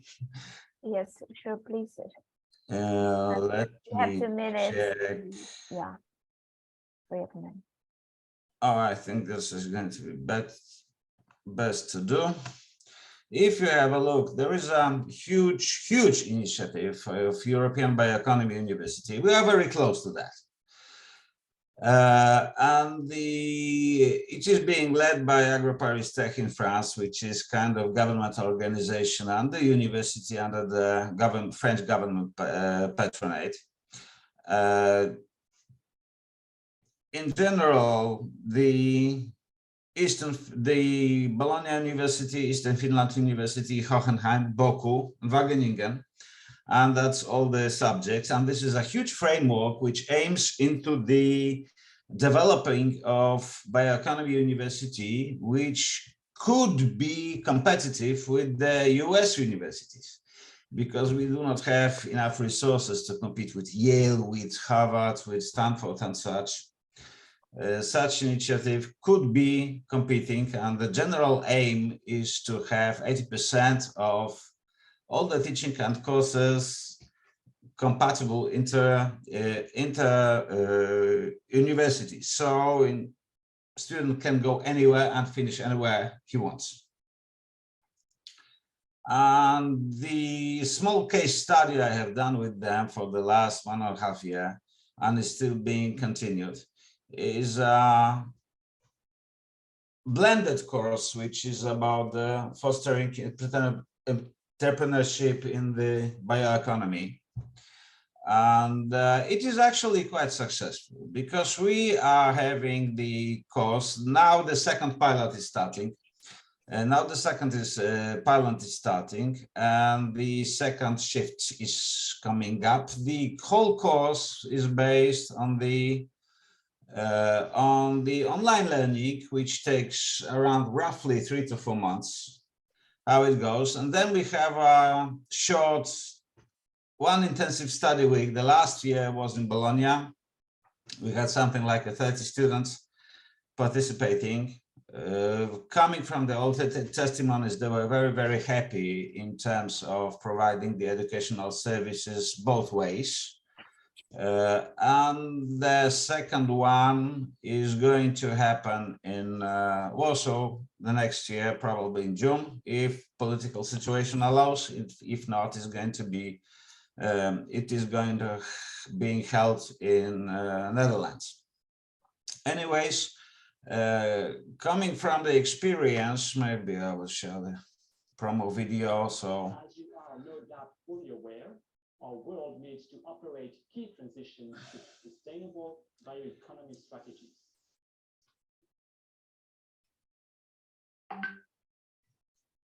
In order to acquire the tools to launch your own innovation, you will gain basics on how to measure sustainability, accelerate your quest for sustainable funding, create innovative products, and manage intellectual property around your ideas and to bring them to the market.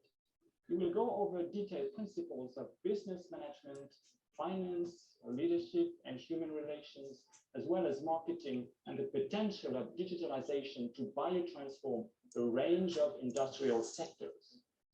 The transition process towards a sustainable bioeconomy requires a great societal change, and this is where you come in. As the up-and-coming generation of bioeconomy innovators, can seize the opportunity of the biotransition to develop your creativity and entrepreneurship mindset. We designed the PB curriculum for this purpose and hope it can help you bring your ideas to the market, maybe prototyping a game-changing technology or social transformation.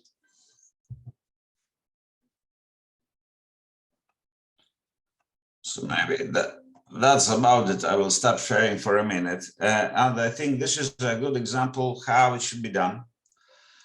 And from my perspective, we are doing the several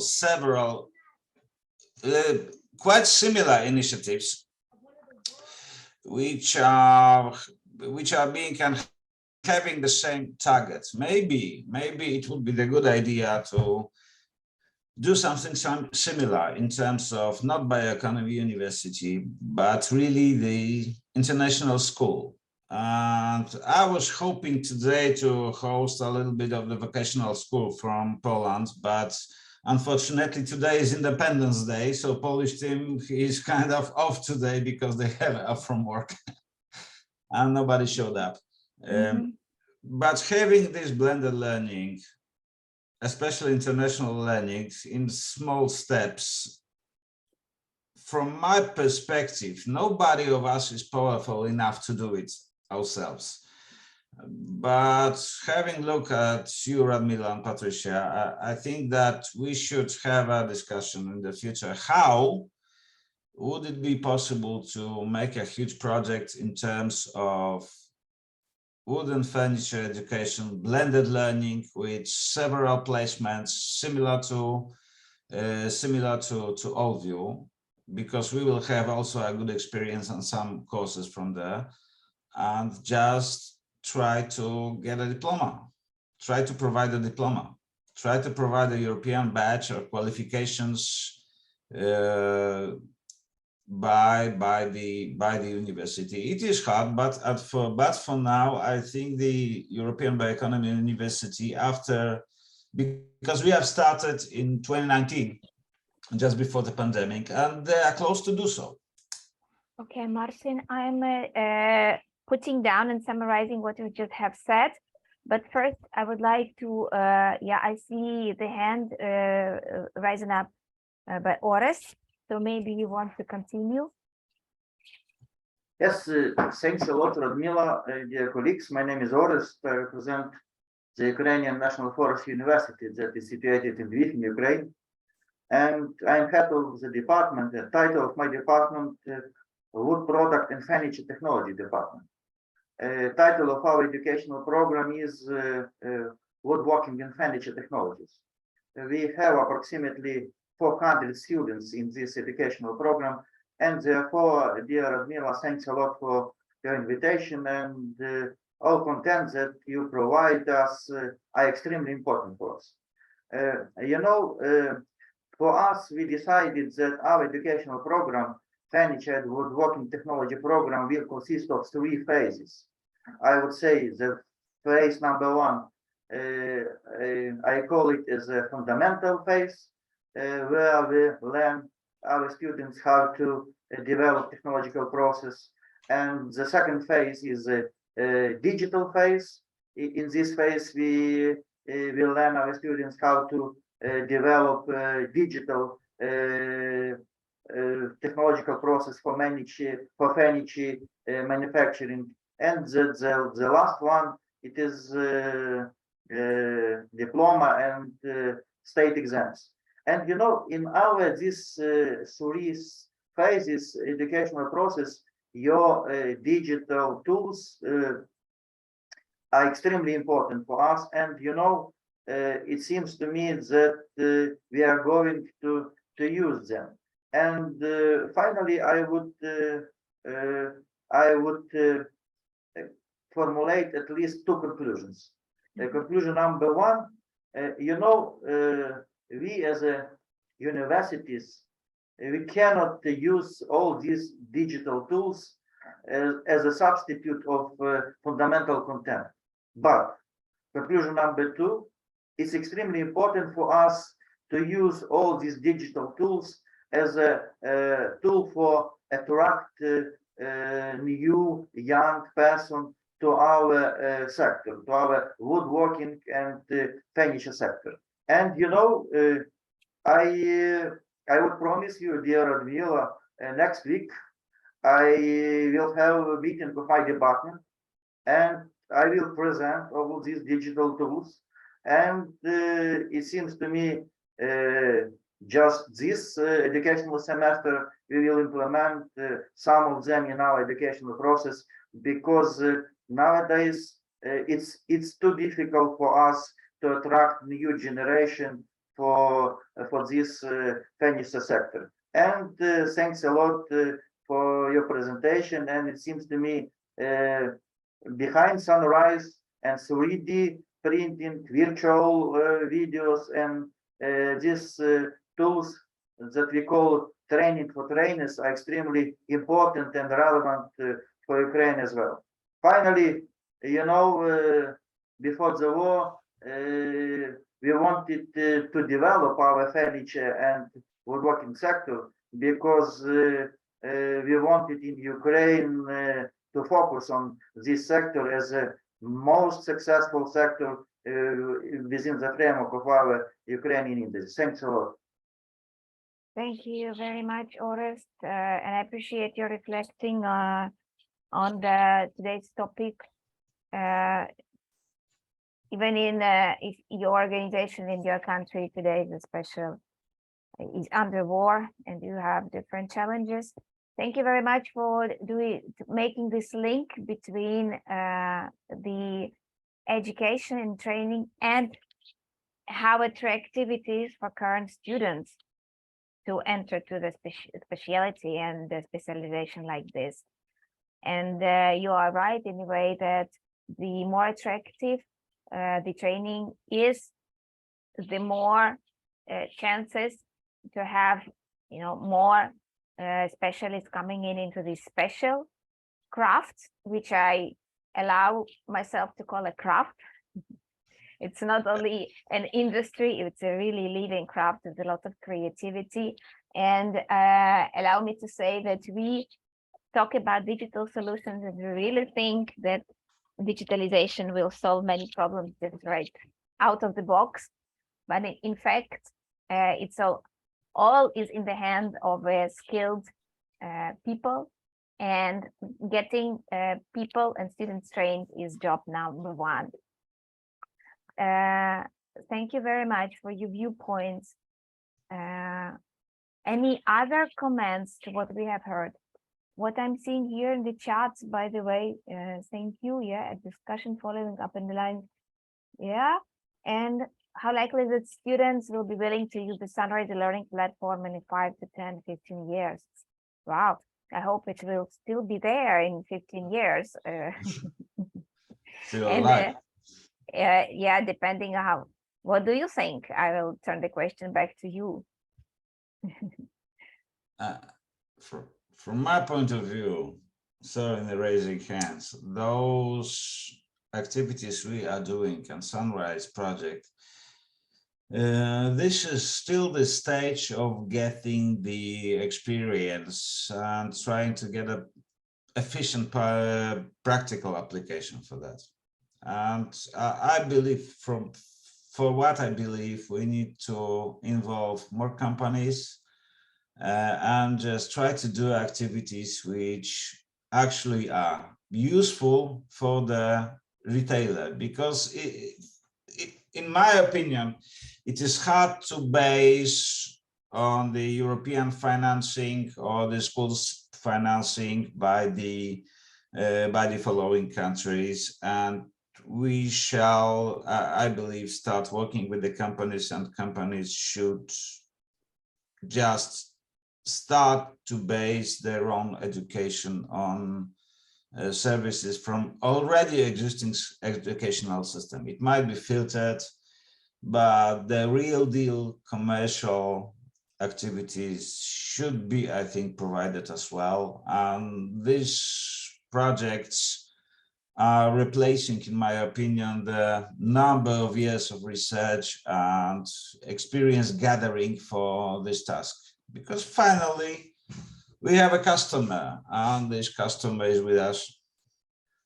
At least 8% of the participants are from companies, and maybe they will say a word or two about how would they like their training to be made. Maybe the staff training, maybe the management training in some areas, because the technology is kind of tricky and not always everybody wants to show their tricks and tips and the money and the methods to save money on the production. But anyways, we are going in the same direction, and I believe as long as Europe is connected, we need to cooperate on that with the companies and for the companies, for our customer, which provides employment to the students.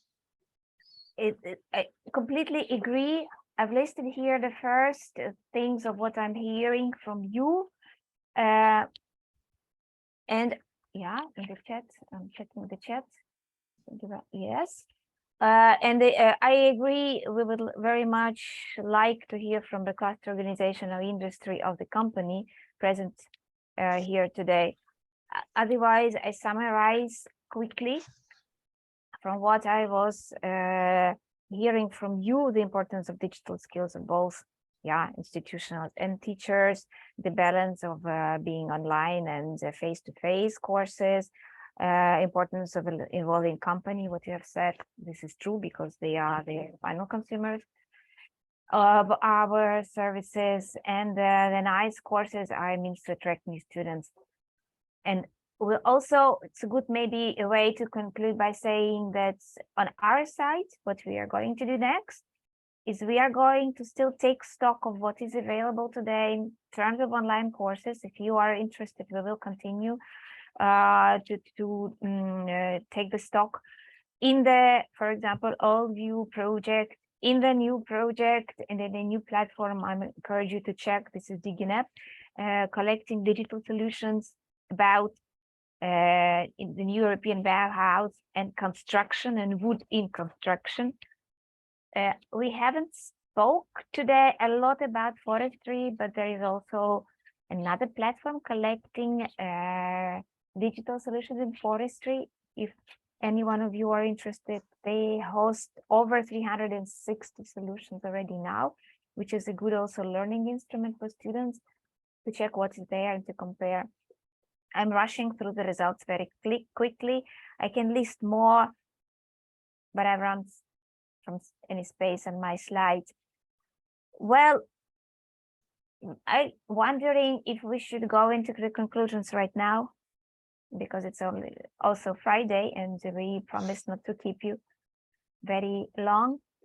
And thank you very much for your being here and sharing your views and exchanges, which is a major source of inspiration for us and learning. And it's not easy work. It takes a lot of time, but we are in a very exciting point of time and in this digital world. And as you have seen at this nice picture, that's a long way to go, but the sun is up or will be up, I'm sure. My question to you, how about bingo? Anyone else? With the bingo? No, I'm checking the chat. Was it difficult?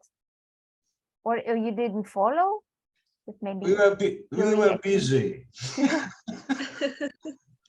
okay, that's a learning experience. Oh, we as have well another for me. bingo. Are we? Yes, in the chat.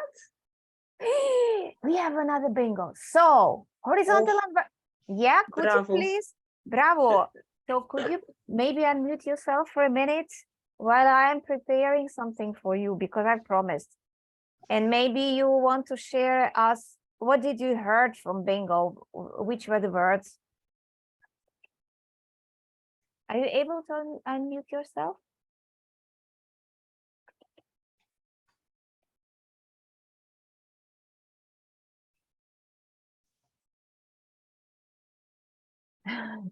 Patricia, so yours bingo Yes. is valid.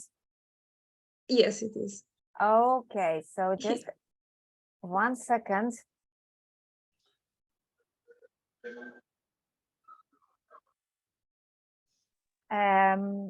What I Hello? wanted, yes, Yes. can hear you. Yes, I have only one vertical line and another horizontal one. Very good, congratulations. I don't know if you can follow my screen now. I think yes. Yeah, we can. So here is some virtual flowers for you, and some virtual flowers will go for Patricia as well for competing this Encouraging Sunrise Challenge. I'm going to send it to you by email, and our congratulations. And thank you for making this experience, this new experience for us, this tryout and testing happening.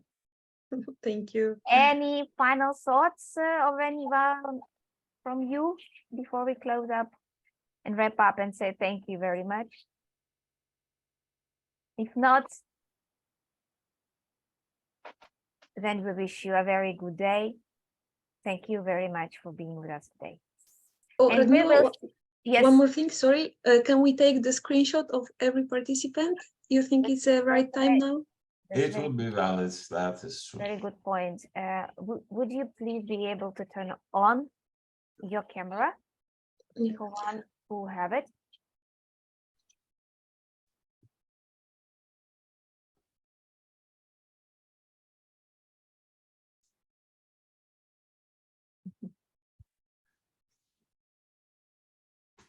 Luca, hello.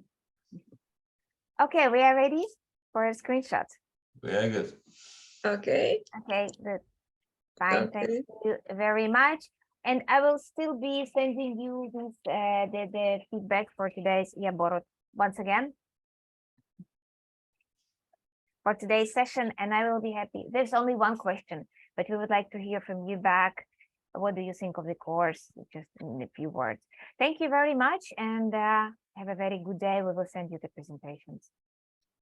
Thank you very much, Radmila. Thank you, everyone. Thank See you around. you. Goodbye. Thank you. Goodbye. Bye-bye.